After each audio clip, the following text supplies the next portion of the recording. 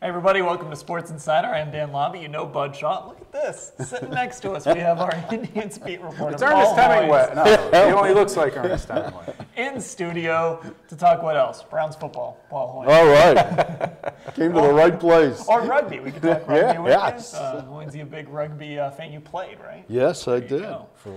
No, we're actually going to, of course, talk Indians. We'll also be joined by Doug Branson, who wrote a book about, I was about to say Jackie Robinson, so I guess. Yeah, well, that's why he wrote the book. He wrote the book about Larry Doby, who, of course, broke the color barrier in the American League. And then we'll talk Cavaliers with Joe Vardon later. But, Hoynesy, let's get right to it. Indians coming back from the All-Star break, trade deadline coming. But, you know, look, this team is in first place. They have the biggest lead of any division leader in the American League. I mean, you couldn't have asked for a better way to come out of the All-Star break for this team. Yeah, really, and you know they're on the road. They're 9 games. They play 2 divisional foes: Minnesota, Kansas City, and then go to Baltimore. So they're in a good spot. But when you're in this spot, when you're 6.5 games up, I don't think you can just stand pat. They've got to do something. Yeah. Well, let me ask you this, Paul. I mean, you know the history of this organization. They've treated injured players rejoining the team late in the year as, well, this is our free agent move. Right. We get Michael Brantley back. Is that enough? No, Offensively, to me, because Michael Brantley, that's great if you get him back, but you're not going to have Michael Brantley from last year, the beginning of last year. I think he's not going to be 100% probably till next year. So I still think they've got to make a move, and I've talked to people in the organization, and they are trying to do that. I think they've got to, they definitely have to add a reliever. I think that bullpen is a little unsteady right now, and I think if they can, they got to get some offensive help. Now, Hoynes, they didn't really help themselves going into the break because they could have, delivered maybe not a knockout punch to the Yankees, but they could have certainly set the Yankees back a little bit. There's a couple guys in that bullpen I'm sure they'd love to have a shot at. Is there any chance that, one, the Yankees do become sellers, and that if they do, the Indians can get in on an Aroldis Chapman or someone else? Yeah, the Yankees are right about 500 right now. It's an interesting question. Talking to the Yankee writers, they think Chapman is available. He's a free agent at the end of the year. The question is how much you're going to have to give up. And I don't think the Indians are going to give up one of their prime prospects like, Frazier, Zimmer, or Bobby Bradley, one of those guys, for a rental. They're going to have to get a guy that they could control. So you've got Miller, and Betances, Dylan Betances, those 2 other guys in that bullpen. And I think they're all, you could control them for a year or so. So I would think those are the guys, but Chapman is probably the sexiest name, and he would really be an interesting a get for them. What do you do with him when you get him? Do you put him at the back end and move Cody back to the 8th and Shaw to the 7th?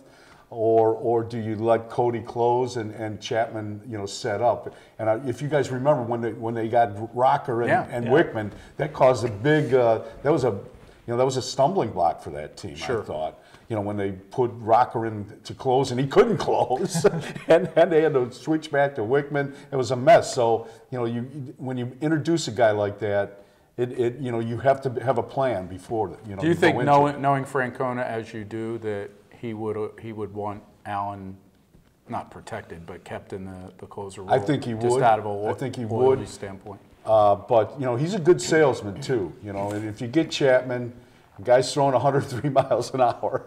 I mean, I think he could. If they wanted to put him in the closer, I think Cody would go along with that, and I think Tito could sell it to him. That's an interesting scenario, though, because this team is built so much on chemistry. And when Terry Francona's teams have been successful, you go back to Boston, you go back to 2013, it was all about chemistry. And those teams were together. So that would present an interesting scenario. Could that disrupt, beyond Cody Allen, could it disrupt the clubhouse at all? I think it might, but, I think chemistry, to me, it's a good thing, but I think it gets overblown to a certain degree when if you're going to win, you're going to win. Yeah. If you got a chance to win, you check your ego at the door and you go for it. And I think that's basically what they're in a position to do that now. And I think they've got to. They've got to put their put their foot on the gas pedal and go for it. Paul, Young Gomes' troubles are well documented. How do you see the catcher position playing out this year? You know, that's probably the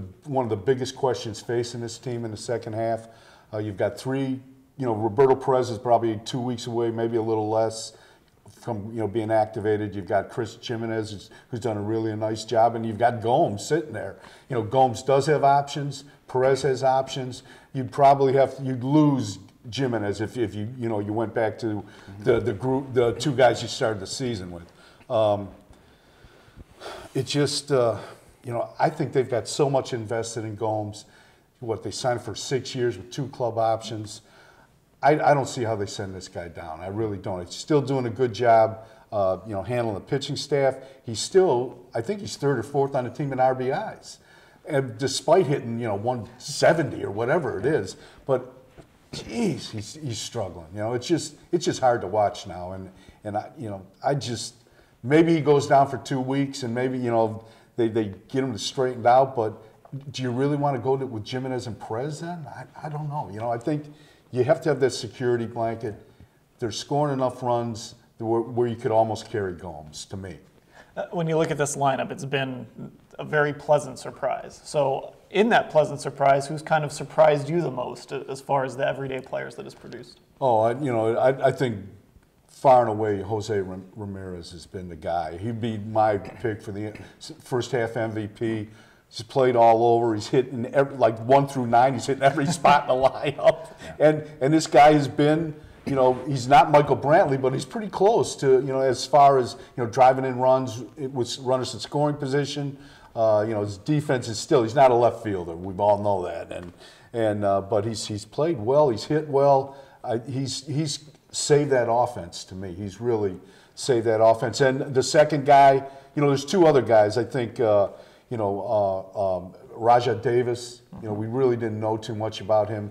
He's 35, he can still run, he's playing a lot of, he's playing good defense and he's hitting well. And Mike Napoli, he's giving them, a force in the middle of the lineup. Can they continue to stick with Juan Uribe at 3rd for the rest of this season?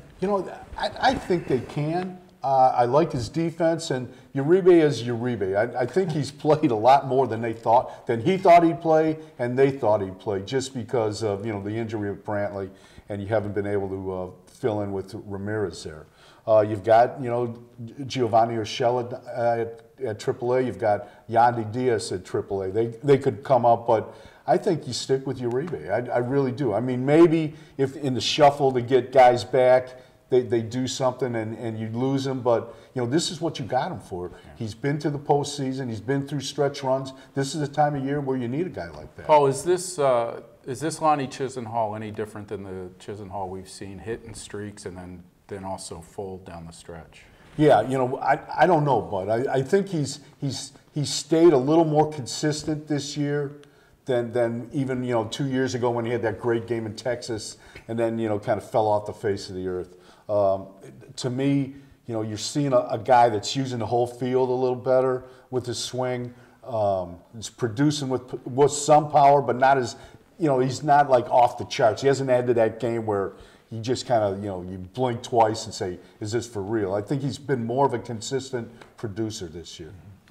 Paul Hoynes, of course, in studio with us to talk Indians. And now we're going to switch gears a little bit. We're going to bring in a special guest from the University of Pittsburgh, Douglas Branson. He wrote the book Greatness in the Shadows, Larry Doby, and the Integration of the American League. Of course, we are just past the anniversary of Larry Doby becoming the first African-American player to play in the American League. Thanks for joining us, Douglas. We can't hear him out here.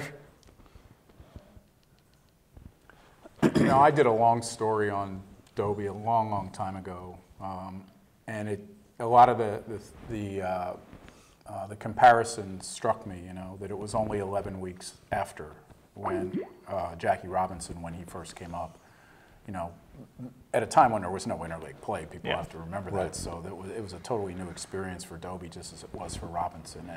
And I do think over the years that sort of has been forgotten. I mean, I don't think America changed all that much in a 3-month period. Right. He faced many of the same issues that and the thing with Robinson did. the Dodgers signed him, and he spent a full year at AAA. Yeah. So he had a time to get ready, and it looked, I don't know the backstory completely, but it looked like Doby was just thrown in there. He came right out of the Negro Leagues and was in the big leagues. Yeah, it's and again, when you mention Jackie Robinson, very rarely is Larry Doby mentioned in that same sentence. And of course, we've had documentaries about Jackie Robinson and books upon books about him. But now I think we have Douglas Branson on the line. Douglas, can you hear us?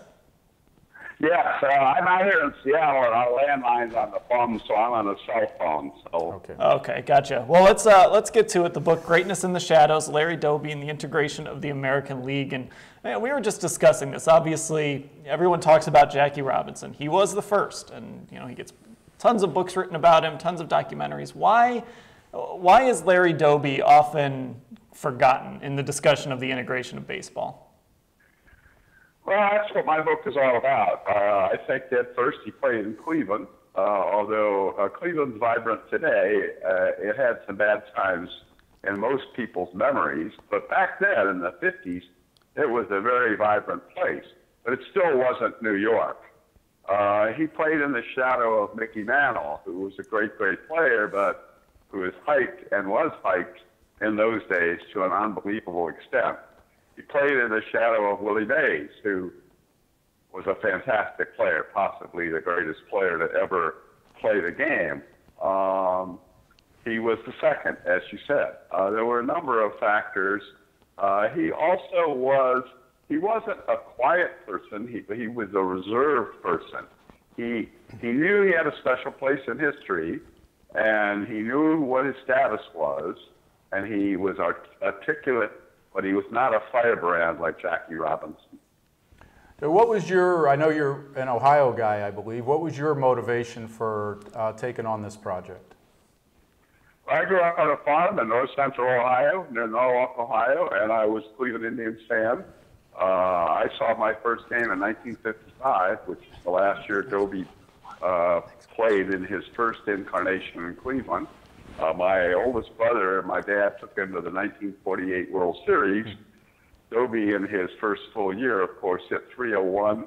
He hit 15 home runs, the last of which won one of the World Series games, and it was off the fabled pitcher Johnny Sain. So I went, fast forward 40 years later, I went to see the movie 42 with my wife, and we like to go to the theater to see movies because, Netflix, you forget what you watched the night before. And we were watching the credits at the end of the movie, and it said, and Larry Doby integrated the American League 11 weeks later.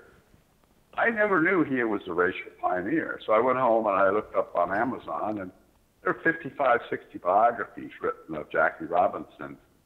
There's one thin biography written about Larry Doby, and I asked myself, why?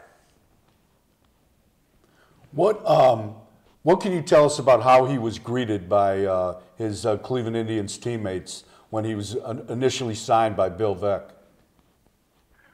Well, he played July 4th game for the Newark Eagles, and Bill Veeck sent Lena Horne's husband, who was a public relations guy in Cleveland, picked him up. They took an overnight train to Chicago. He met Veeck at the Congress Hotel. He and Veeck rode in a cab out to Comiskey Park, and he was just kind of parachuted in. None of the fine orchestration of 15 or 18 months that Branch Rickey had undertaken with Jackie Robinson. So he went into the locker room, and several of the Indians refused to shake his hand. Several of the Indians wouldn't even turn around to look at him as Lou Boudreau introduced him to various of the players. And then he went up on the field, and he just stood there. Nobody would play catch with him or warm up until Joe Gordon said, are you going to stand around and let these people admire you in a major league uniform? Get over here. Let's play some catch. And so he had kind of a schizophrenic relationship. Certain of the Indians, like Joe Gordon and Al Rosen and Early Wynn, who came aboard the next year, became friends of Doby's. Jim Hegan was another friend, but others were, kind of cold.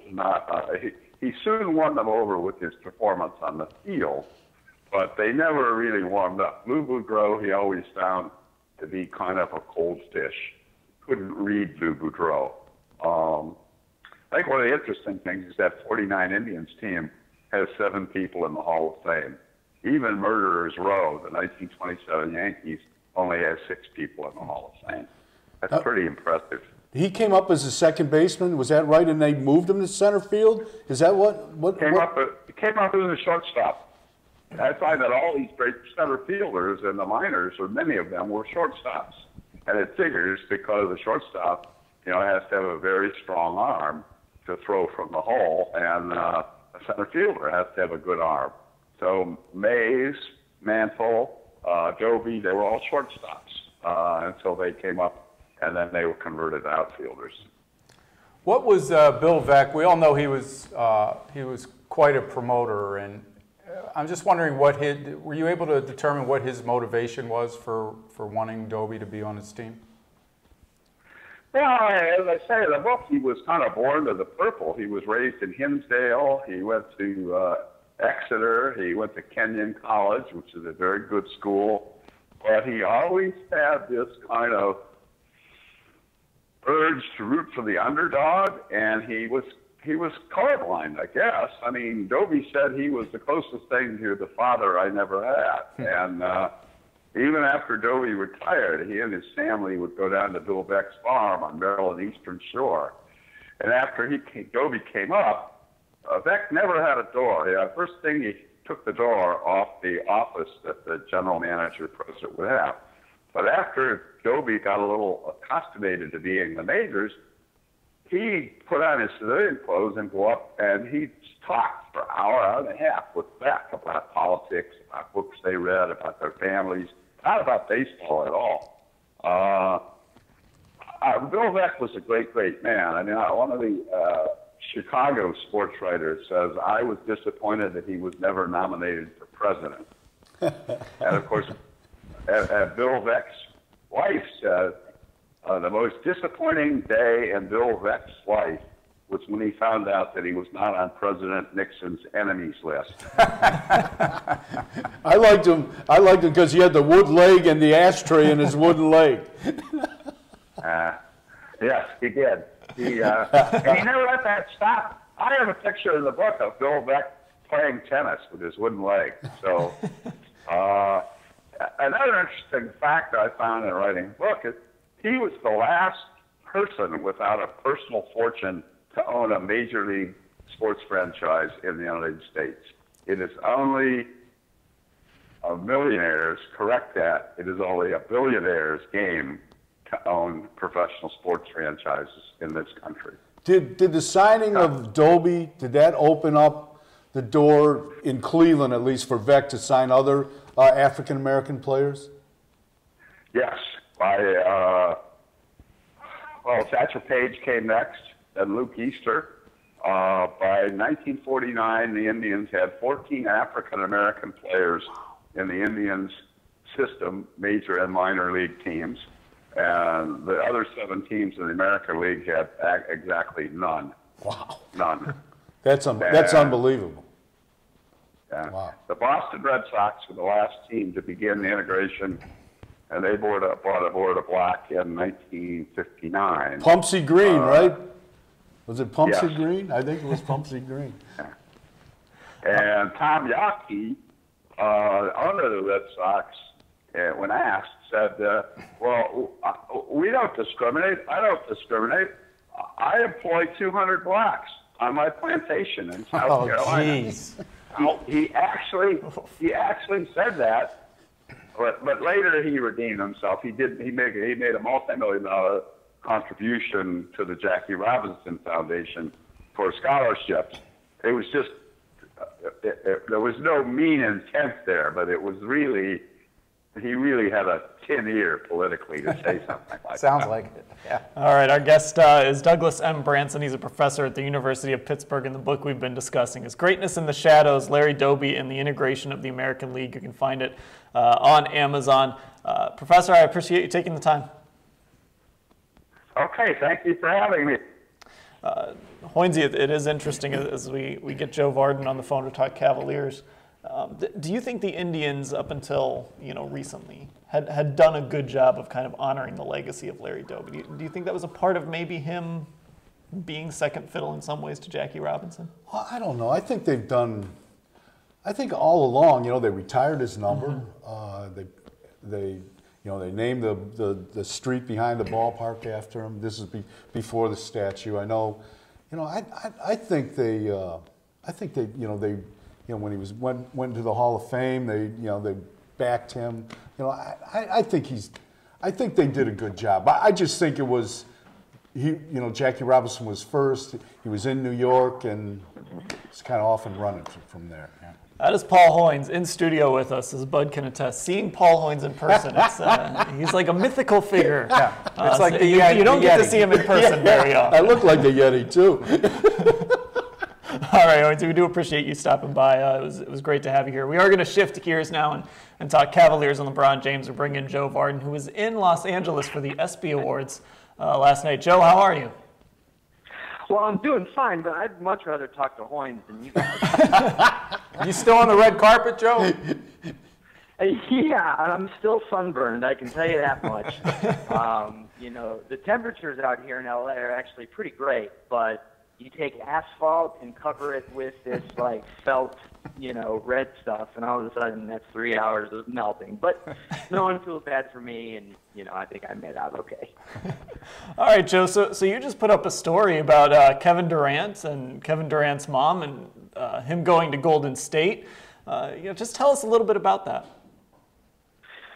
Right. So I am taking a look at whenever LeBron signs, whether it's today, whether it's next week, whether it's August. I'm going to be taking a look at the wider impact that he has made on just the free agent process and the process of contracts. He was kind of, this isn't giving away the story because it's not like people don't know this. He was pretty much the first star to kind of change the game and go with these one-year deals with an option. And so just in trying to take a broader look at that, Adam Silver was walking by on the red carpet yesterday. And, these guys, pretty much all of them, when they recognize a reporter, because so many of the people at red carpets are like paparazzi types or like Hollywood types, Hollywood press types. So when they see you, they come over. It was the same with all the Cavs. That was really nice. And so Adam and I were talking about this. And in the process of talking about what it is that I need for this bigger story, he just offers that, Kevin Durant's mom set him straight yesterday, like 10 minutes before coming over to me.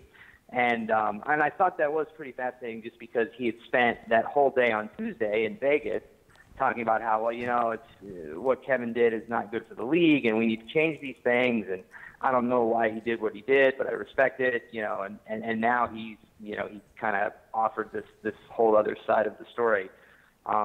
And then add in the fact that just the Cavs, I got a chance to talk to them, and none of them really seemed to mind this whole idea of Durant going to the Warriors. And maybe they shouldn't. I mean, they're champs. They deserve the right to defend it, and they don't want to cede that, just because the Warriors made a free agent acquisition. So, add it all together, and you get a neat little story from the red carpet that's basketball. Joe, when I look at the Cavaliers and I look at kind of what happened with Golden State, and you sort of look at the national perception of teams, and for much of this past season, a lot of people were in love with Golden State and talking about them. Now Golden State's kind of become the bad guys, I think, from a national perspective. Are the Cavaliers, is the view of the Cavaliers changing a little bit nationally because they're kind of the only team that can probably beat the Warriors? Yeah, I think so. I mean, first of all, the vitriol that was thrown at LeBron and the Heat in 2010 you're not going to see that this time. I really believe that's true. But, to the extent that people will show some general distaste for the Warriors, it is going to be something that they have to overcome. And I think the Cavs, just from a likability perspective, will benefit from that too. I mean, they are the defending champs, but now they are kind of the underdog again, and LeBron, has actually really gone through not just a period of a couple years with the Heat, but kind of a longer stretch of just like general fatigue, I think, by some, some in the national media and some national basketball fans. His jersey doesn't sell quite as much as Steph's. It's been that way for several, sales cycles. He's not the leading vote getter in the All-Star game, and so there had been that. And now he's won. He's finished off like one of these greatest American sports stories, like we talked about a couple weeks ago. And now he's the only one who can slay this big dragon in Golden State. So I do think that he will, that LeBron personally and the Cavs as a team will see a boost, I think, in their general support. Joe, the introduction to the ESPYs last night with Carmelo and LeBron and Chris Paul and Dwayne Wade, was that totally a player-driven decision to do that? And do you think LeBron will hear any backlash from fans over that? I don't know. I think that I know the answer to the first part. That was totally the players. That was their decision. They, came to ESPN and asked for the time to do that, and doing it at the top of the show when people would be casually tuning in for a few minutes was definitely the right call. Backlash from fans, I don't know. I mean, we're getting into a high political season here. Mm-hmm. This is part of our national discussion. All these, gun violence, targeted shootings, seemingly the retaliation against the police, so these underlying racial tensions that do seem to exist among a certain, portion of our population. So does all that add up to backlash toward LeBron? My first sense is to say no. But I think all those things are there. I think that the real question is, this was a brilliant, from a social activism, social justice, political perspective, this was a brilliant and big move that they made last night. But the question is always, what's next? Yeah. So what does LeBron do to follow up on this? And I don't know what the answer is. Carmelo is the same way.